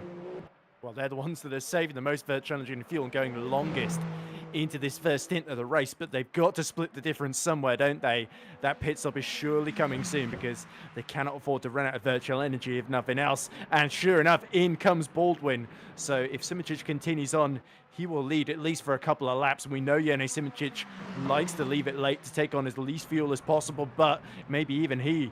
No, he is carrying on. So Simicic will inherit the lead, but it'll be fascinating to see where Baldwin comes at. Is he also going to come out ahead of Erchan and Huben, or will he come up behind? Because they're so close together, only 1.6 apart, that's sort of the territory he's looking at. He'll put on less fuel, but have they undercut him with the pace that they've both been showing at the moment? Well, all will become clear. Down off the jacks comes Baldwin. That's Grigoletto that we've got on, that we're on board with at the moment. Where is he? He's just coming through Gendebian now into Le Mans. So this is gonna be close. Baldwin's getting to the end of the pit lane, and look to your right. You should see a Toyota emerging. No, it looks like Grigoletto's managed to get. Yep, there we go. So Baldwin comes up behind Grigoletto. So it is Grigoletto. I mean, but here's Huben. Oh! And he's going up the inside into Sunset. That's so close between the two. Huben had to be really, really on it there. He had one opportunity, and Baldwin just about left the door open there as he came out the pits, but he's still alongside. It won't take long for Baldwin to warm up his tyres here as he goes toe-to-toe with Nicolas Huben. So Baldwin, he gambled going as long as he could to try and come out ahead, and he's almost alongside there. Huben nearly pushing Baldwin onto the grass, and they're right behind Prendergast and Whitehead in their own battle for second in their own respective race here. That Prendergast leaves just enough room for the three Ferraris. Erchan is joining the party now as well. That's exactly what Baldwin would not have wanted to happen here. So he's ended up in between when he desperately needed to be ahead. This is all playing out brilliantly for Grigoletto as Baldwin continues to get frustrated behind. This is the first opening laps of the race all over again, isn't it? Grigoletto being gifted that ever-increasing... I get no disrespect to Grigoletto. He's done a fabulous job as our leader, Simicic, now comes in. But yeah, Grigoletto doesn't have to push. He doesn't have to set blistering lap times because these three are arguing over their own bit of real estate as they catch our GT3 lead. Oh, that is close. Patrick Schindler, just make your Mustang a bit smaller. You'll be fine. There we go. Oh, and that's wrong-footed James Baldwin. Arda Erchan, is he going to try and get the Toyota out of the podium? Oh, thinking about it on the way down to Zendebian. You'd need a hell of a dive bomb to do it there. He knows better than to try. They still got time to put the pressure on James Baldwin. Nicholas Hubin, he really needed to get that move done as quickly as possible. There's Simoncic. He's going to be demoted down to around about 5th or 6th. Well, there's Geelhead. So that is out of the top 5 for Simoncic, and that's Arda Erchan on Baldwin. No, the Ferrari. Oh, no, Ferrari just lost traction in the wrong moment. All that momentum, all that effort has just been denied. Arda Erchan, he's going to have to do it all over again. And he thought about it immediately, didn't he? Coming into turn 1. Doesn't commit to the inside move just yet, but James Baldwin, his eyes are just glued to his mirrors at the moment. Yeah, Baldwin far from attacking. Now he's in ultimate defensive mode to try and keep Erchan at bay. Erchan, I've never seen him really go wider than that into Sunset without smashing into the wall there. We also see Patrick Schindler has picked from the lead, and so too has Prendergast. Here comes Andonovski. Andonovski is going to pass Prendergast. Is he going to get Schindler as well? No, Schindler is going to hold on to the lead there. So that confirms then the order is playing out. Whitehead is going to try and extend this stint, but him, Rodriguez and Mitchell will all have to come in eventually. So Patrick Schindler is going to come out in the lead, half a second ahead of Andonovski. Andonovski was so close to undercutting his way through, but the gamble has not quite worked out for him. He's back exactly where he was in second position before he pit, essentially. And now he might actually have Wojtek Polesny, who has gotten ahead of Prendergast as well for close company too. Bearing in mind that Andonovski, his tyres will be considerably more worn than the GT cars around him, so a valiant effort. They change tyres, of course, which we don't know. Granted, which we don't know, so we will see if any of that proves true. I will happily be proven wrong, I usually am. But Baldwin is under all the pressure in the world from Arda Erchan. You just tell he does not want to stay there. He wants to put the pressure on the Brit, and Arda Erchan can't get it done yet.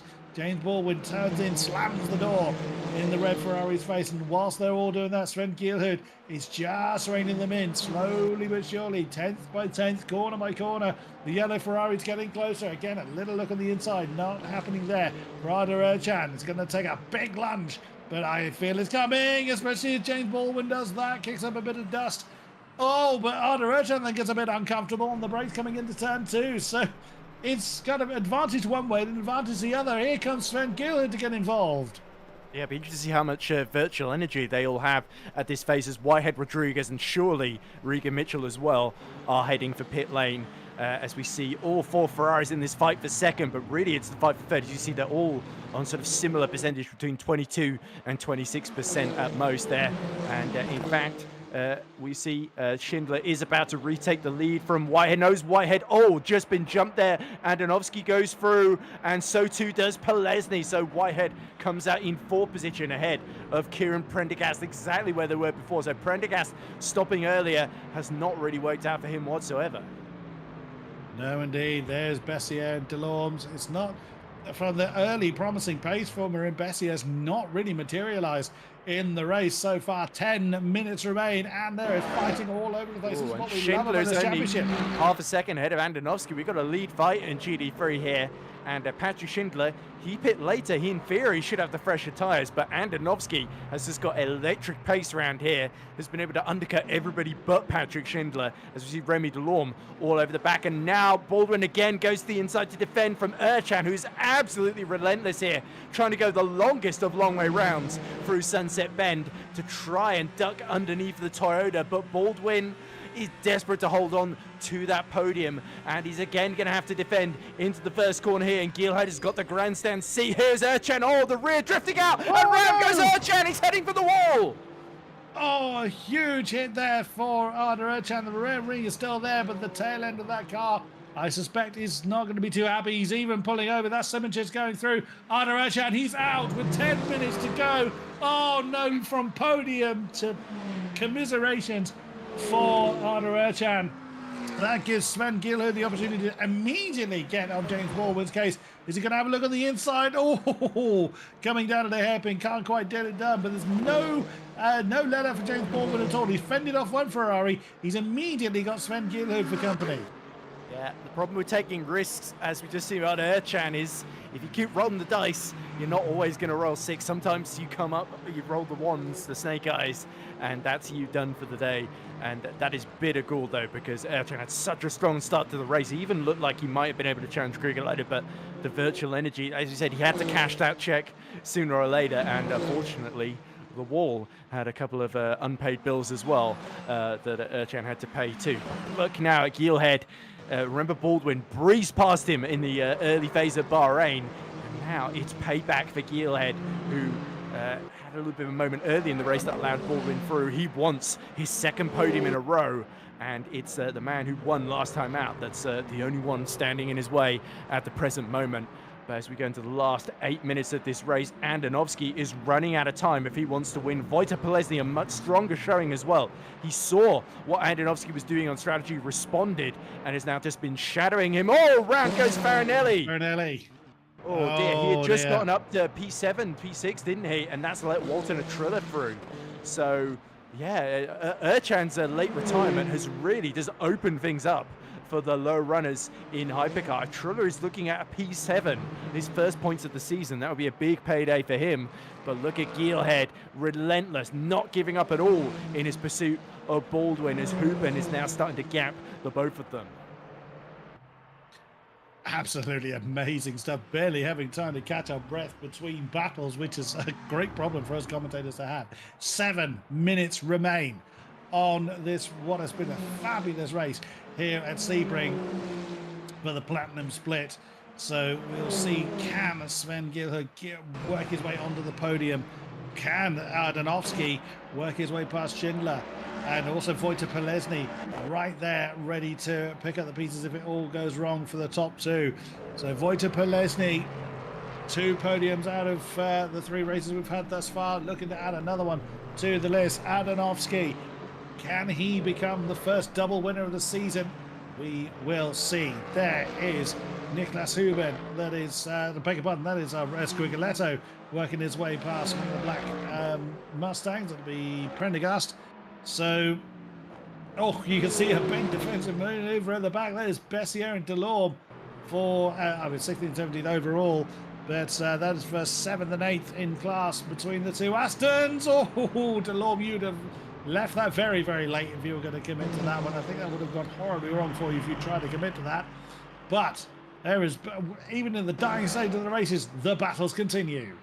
Yeah, it's an all-French duel in the Aston Martins there for 7th position between Bessier and Delorme, who've ended up on quite similar strategies. As look at this, Gielhed ducks around the outside of the Mustang, and desperate not to let Baldwin get away, get any breathing space whatsoever in this race there. That was Prendergast they just dispatched of. Luke Whitehead is going to be next on the road to deal with. Huben has started to catch Grigoletto, but he's running out of time to mount a challenge for the win in the last phase of this race. But nonetheless, Huben is looking good to maintain his championship lead on a tough day for Jerne Simoncic. But here comes Gielhed.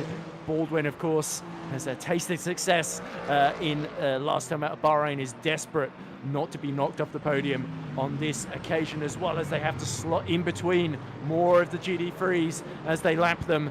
And everybody's got to fight for space in these final few minutes. Any slip up now, and Sven Gielhed could easily slot his way through. The Dutchman gets right on the back diffuser of the Toyota as they go through Tower Turn. And now through the Genderby and sweeping into Le Mans chicane. Gielhed has never looked closer than this. He'll have to brake late on the inside, but he knows that's a closing gap. He might have a better opportunity on the Ullman straight then, as he again focuses on his exit forces. Oh, a little bit wide for Baldwin. He just holds on to that one in the Toyota. Ferrari versus Toyota. Will the Ferraris lock out the podium, or can Baldwin hold on? He pushes all the way to the inside. Gielhed gets the last embers of slipstream, ducks to the outside. He's forced a long way round. Can he make this one work? Can he just force Baldwin to compromise and get defensive into the first corner? He's going to almost pull alongside, but he's going to have to go the long way round, Chris. Baldwin had to dump the battery there on the exit of Le Mans curve to mitigate that mistake, that big twitch he had going through that corner. And still Sven Gilhead doing what he can to wrong foot the Brit. Now is an opportunity for the Dutchman. Can he get it done? Oh, a bit of a punch in the face of Baldwin. But that is up into third for Sven Gilhead. He's managed finally to wrong foot the Brit. The Toyota down into fourth. A valiant defensive effort there from Baldwin. Yeah, there we go. Gilhead just looked that little bit faster. In comes Farinelli for late repairs. Still on for P8 as now Delorme is going to go up the inside into turns 2 and 3 and Bessier, but it's the Frenchman in number 27 that gets the better exit, goes all over the curb, and now Delorme is going to get another shot down on the long sweep through Gurney Bend towards Hairpin Turn, but the 777 isn't quite close enough to make the dive. I don't think Bessier is going to see this one coming. Goes to the middle of the road, forces Delorme to go the long way round, and it's the green Aston Martin that has to tuck in behind then as we continue. Only 3 minutes left in this race. By the way, Andonovski's dropped to about second behind Schindler. He's now under pressure from Polesny in the battle for second there. So that is really, really tightening up as another Aston Martin involved in a battle for the podium positions there. Baldwin now still starting to lose touch with Gilhead, but the battle for third not over yet. But it's this battle that still remains very, very close. Delorme in this last phase of the race has really just come alive, and Bessier has just been on the defensive the whole way through. Yeah, it was that early pace from Bessier has just vanished for whatever reason. Whether he's had an argument with the wall or had a spin, we don't know. But yeah, you got to think at one point it was him and Adanovsky very, very close together. But Adanovsky in second, and like you say, falling away a bit from Patrick Schindler. As past these two comes the yellow Ferrari. Indeed. So Remy Delorme has just backed him away from his prey that tiny bit. That's a bit of breathing space Miriam Bessier would have really been very thankful for. Suddenly, Adanovsky is now under 8/10 from Schindler, so that gap is ebbing and flowing. But is it going to be a bit too little too late, or was there going to be an opportunity to mount a last-minute opportunistic attack? But Adanovsky's got Wojtek Polesny all over his rear wing. Yeah, you can tell Polesny desperate to get through because he knows at the end of this season Andonovski is shaping up to be one of his championship rivals. He is, of course, ahead of his closest rival, Prendergast. You can't afford to drop too many points to your rivals. If there's a chance to get second position, then he has got to go for it if it's at all on the table. Grigoletto, by the way, has responded to the pace of Huben and has got the gap almost back up to 5 seconds again then as Baldwin continues to be dropped by Gilhead. Simičić is sort of I don't want to say lucked into 5th position, but he's done a very, very quiet run to outfox his closest rivals and get the Peugeot much higher than I think a lot of people expected to see it in the top 5 on that timing tower there. But it's GT3, I think, where the closest fights remain. Polesny still within half a second, and Delorme knows he's now running out of time in this fight for 7th position, as Bessier knows he's just got to hold on for another lap here. But can he hold on, Chris? That's the big question, isn't it? With 30-odd seconds still on the clock, Bessier still fending off his countryman, but he's gone very deep. That's the door wide open. Remy Delorme did not need a second opportunity of that one. Through to 7th goes the 777, and that is a position lost then for Bessier. That's a shame.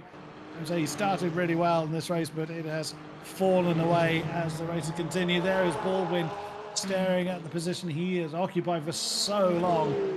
But now outside of the podium is James Baldwin.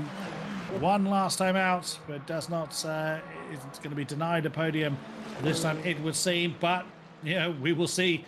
You've got to get to the flag first, and the flag is currently waiting for Fabio Grigoletto. Yeah, there we go then. So the Italian on course for his second win of the season. The last 2 rounds. Remember, Fuji, he made a couple of spins, couple of mistakes. Last time at Bahrain, he had a big mistake at the beginning of the race that he got penalised for. But today, he has been absolutely faultless from pole position. Mastered the strategy, didn't look exposed at any point. And Niklas Hupen has been his most consistent challenger, but he has more than kept him at bay then. So, just a couple more corners to go. Through Le Mans chicane, he comes onto the Almond Straight.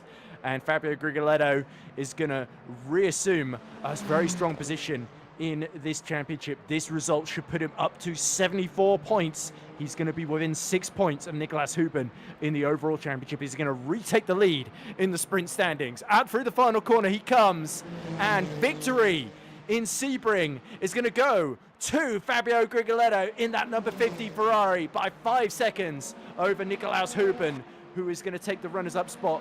Gielhead is going to hold on to third from James Baldwin, and then 10 seconds down it will be Jene Simčić completing the top 5.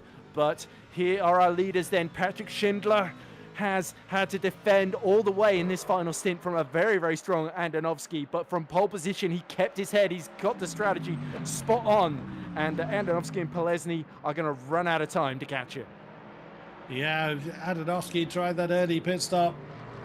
Whether that's paid off, well, it certainly elevated him from where he started, but Patrick Schindler just did everything he needed to do. Worked his way past Whitehead early on and has just danced off, but not so really danced off into the distance, just maintained the exact gap he needed to. Just worked his way past, didn't barge his way through, didn't do anything silly, and the mistake count remains 0 for him. Your winner in GT3 here at Sebring is Patrick Schindler, chased home by Timotej Andonovski, with Wojtek Polesny rounding out your podium in the GT category. There is Remy Delorme. He's going to be chased home by Mirin Bessier. The two Aston Martins coming home 7th and 8th. Luke Whitehead again denied the, he started at the front in our GT3 category, but has been worked out of the podium. Still a strong result for the Brit. And it's going to be Kieran Prendergast. Just did not quite have that overall pace to challenge for the top spot. Wunsch is going to come home in 6th position. With the Delorme Bessier, as mentioned, there is a Mitchell Rodriguez in the next of the Fords. Regan Mitchell, our sole McLaren, is going to come home in 18th position. Ricky Thingard has already come over the line. As though we lost in the course of the race, Arda Erchan, Callum Cripps and Mitchy Hoyer. Yep, there we go. So last finishes coming over the line now. And is that Regan Mitchell's first point of the season? So beating Luca Thingard will at least get Regan Mitchell onto the scoreboard. And after that great fight with Callum Cripps, I think Regan really deserved that one. So confirmation then of our provisional results. Patrick Schindler takes his first victory, a brilliant performance from the German, who was on top in qualifying, was beaten at the start and then got back to the front to just about hold on to victory from a charging Timotej Andonovski, who made the undercut almost work for him for the second race in a row. Nonetheless, banks great points in second. Wojtek Polesny, championship leader, holds on to third, just a second off a victory with Luke Whitehead.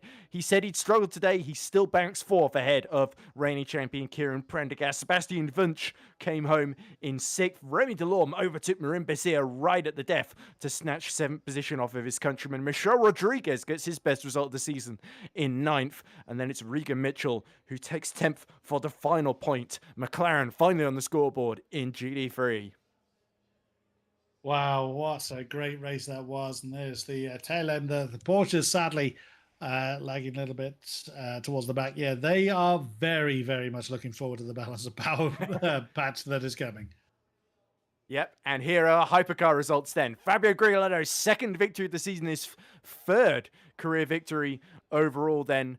And the Italian back to his brilliant best, 4.2 seconds to the good ahead of our championship leader, Nicolas Huben, who's now only 6 points ahead of Grigoletto in the overall standing. Sven Gielhead gets his second podium in a row with a brilliant charge to beat James Baldwin. Such a back and forth race between the two, but it's the Dutchman that triumphs on this occasion. Baldwin has to settle for fourth ahead of Jene Simčić. Marco De Bruno, another top 6 finish for the Italian. Walter Trilla gets his first points of the season in 7th. Great drive from the Finn to stay out of trouble. Farinelli, a little bit messy, but he does still come home in 8th. Poor Arda Erchan was in the fight for 3rd before spinning at turn 1. And Michi Hoyer had to retire due to illness. We hope Michi is okay, because that was a little bit scary seeing him come to a stop at turn 1. But we saw him have to leave the cockpit very, very quickly on his stream. So all the best to Michi, but nonetheless, fantastic performances from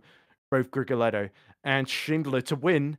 And in both instances, it's the pole sitter that triumphs. But they really had to fight for it. Strong challenges from behind today, Chris. That very much so. But what a great show all of our drivers put on. It wasn't just towards the front that we had the great battles, it was throughout both fields. And what a great night's racing we've had. Yeah, and we have got our new GD3 winner. So that would be in 4 different GD3 winners in 4 races. And of course, it's Patrick Schindler waiting very excitedly to talk to us about his first pole position and his first victory in the VMS Platinum Split. So let's drag him in and hear what he has to say. So we're joined now by Patrick Schindler, who has put in a fantastic performance to win from pole position. But my goodness, did he have to work for it from that strong challenge at the end from both Andonovski and Polesny. Patrick, have you had a moment to catch your breath yet? Because you look like you had to drive out of your skin to hold on to that one. Yeah, thanks, first of all. Yeah, what a race. I mean, as usual, not a good start from my side. I don't know. I lost so many positions. And then there was a little bit of contact. And yeah, I knew I had a little bit of damage, especially on the front. So I had to adapt a bit with the brake balance and so on. But yeah, car was great today. Also in qualifying. And yeah, from that perspective, of course, I'm really happy. Absolutely. Chris, do you have any questions for our latest GD3 winner? Ja, guten Tag, Herr Schindler. Guten Tag. That exhausts pretty much my German, so es tut mir leid, sir. I mean, what I've noticed every time I've commentated at Sebring, particularly through Sunset Bend, how bumpy is it from a driver's perspective? It looks horrendous, but how bad is it to actually drive? Yeah, it's really difficult there because there is quite a, let's say, a driving line which you should drive, and on the on the left side, when you understeer too much, then there are a lot of heavy bumps, and then the car just buttoning up, and after that, of course, yeah, the lap time, especially in qualifying, is over. So from that perspective, it's tricky, but yeah, I mean, we put some setup work into it, and honestly, with the Mustang, I think I had a pretty good car in that part. So I don't know how it was with the Ferrari or with a mid-engine car. Yeah, but was quite okay. Are you looking at the championship standings, or is it too early to tell yet? Yeah, I look from race to race. I mean, it's pretty tough. Most of the races are in between a few seconds. Even the endurance race in Fuji was really tight. I think 6 cars in between of 10 seconds after the first 2 hours. So it's, yeah, you need to perform in the qualifying, especially in these sprint races, and then you have to look and collect as many points as possible. But I'm too long in the business, so I'm just looking from race to race and try to optimize. Yeah. Well, Patrick, I've got some good news. I've just been working out the standings as you've been answering that question on my little Excel spreadsheet, or Google Doc spreadsheet, technically. But you've gone up to second in the overall standings. You're about 5 points behind Wojtek Polesny now, and 6 ahead of Timotej Andonovski in third. And you are leading the Sprint Cup on 52 points, the most of anybody. So that is about 7 points ahead of Kieran Prendergast, who's got the next highest score. So you've been exceptional in the sprints. Next up, we got endurance, second endurance race of the season at Circuit de la Sarthe. It's the 2.4 hours of Le Mans. You looking forward to that? Yeah, Le Mans is not my favorite track, but we have to look. I mean, now I guess there will be an update in the next 2-3 weeks, I guess. So I hope that the cars, especially of course my Mustang, because I'm driving it, It's still competitive after that. Yeah, we have to look. I mean, I guess we have to put then some setup work into it, because yeah, you have to drive the car, I guess, a bit different now. But yeah, let's look. I'm looking forward to it. But honestly, of course, this little break we have now is also quite okay. These Le Mans Ultimate developers giving you more work to do. You win. Is that not enough for them, Patrick? But anyway. It's quite good. I mean, I had some races, especially last race, that I put a lap too much virtual energy into, yeah, the virtual tank, let's say it like that. So yeah, there I lost 3 points, and I wasn't so lucky. It was just a tiny bit in every race. Yeah, where I could optimize, and but right now, I mean, it was a perfect result for sure. Well, anyway, thank you very much for talking to us, Patrick. Congratulations on your first victory, and I'm sure the first of many to come in what's a very, very competitive GD3 field. So, yeah, we hope to speak to you again as the winner very, very soon. Of course, as we said, next race, 22nd of June for at Circuit de la Sarthe.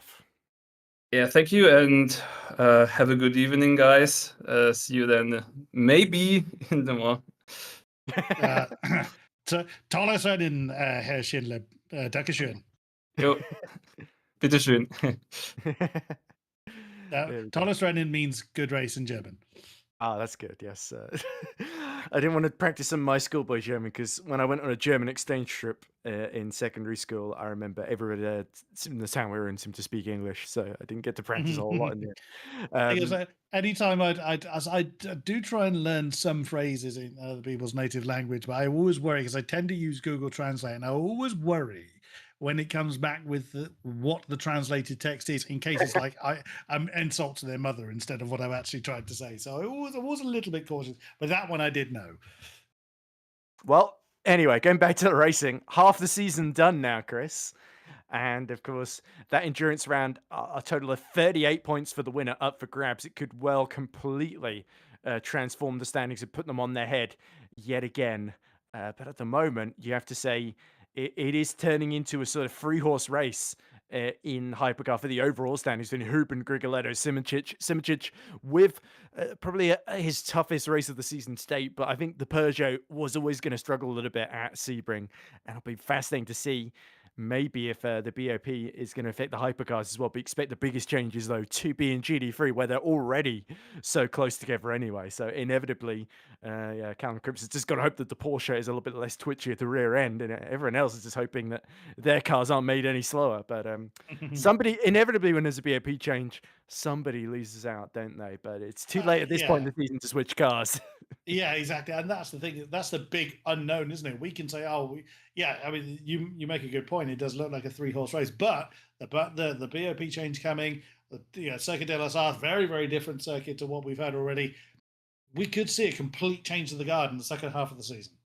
Yeah, and of course, we can't count out the likes of Sven Gielhed and James Baldwin, who both had very, very pretty strong races in the last 2 races, where both of them have been in or around the podium. And of course, GD3, as we said, with Schindler, so close between Polesny, Schindler, and Anowski, with Prendergast not that far behind either as well. So anyway, I think that concludes the action from the Platinum Split today.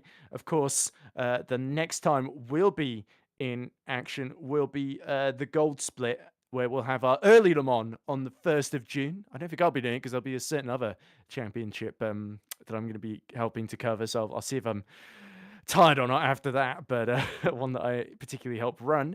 And then, of course, after the Gold Split race at Le Mans, which again is also the 5th round of the season, we've also got on the 20th of June, the round 5 of the Silver Split, Contender Split in VMS, which of course will take place at Monza. In that case, it'll be the sprint race. But yeah, in terms of you and me, Chris, we'll be back for round 5 of the Platinum Split at Le Mans, 22nd of June, when we get the second half of our season underway. So I think we've all sort of earned a break. But after so many different winners, Grigoletto being a repeat winner is almost the biggest surprise of the season so far, because it's been so difficult to predict and really as I said, it may be a three horse race. We may even see others rise from the ashes out of nowhere to recover then. But yeah, wow, it's difficult to pick a race of the season so far because all of them have been pretty chaotic. It's almost like for the sprints, I'm sort of grateful they're not much longer because it means I don't have to waste so much more time editing the highlights and doing separate GT3 and Hypercar videos like I did for Fuji. But nonetheless, it's a good problem to have. It's being so difficult to predict, so chaotic. Even on a day where attendance was a little lower than normal, we still had all the front runners come out and put on a fantastic show. That they did, and very much looking forward to do this all over again next time around. Yep. So my thanks to you for joining me again. It's great to have you back, Chris, in the commentary box. My thanks to Nicolas Domino on broadcast direction, everybody else at VMS, our sponsors, the Coach Dave Delta Academy, and of course, SimGrid itself. So thank you very much for watching. We'll see you in a couple of weeks' time, 3 weeks' time exactly, for the next round of the Platinum Split at Circuit de la Sarve. It's the big one. It's the 2.4 hours of Le Mans. Make sure you're there to see whether Fabio Grigoletto can keep his winning streak up, whether Patrick Schindler can steal the GT3 Championship lead from Wojciech Polesny, or if the likes of Simoncic and Prendergast can hit back in their respective classes. Thank you very much for watching from Sebring. Bye for now.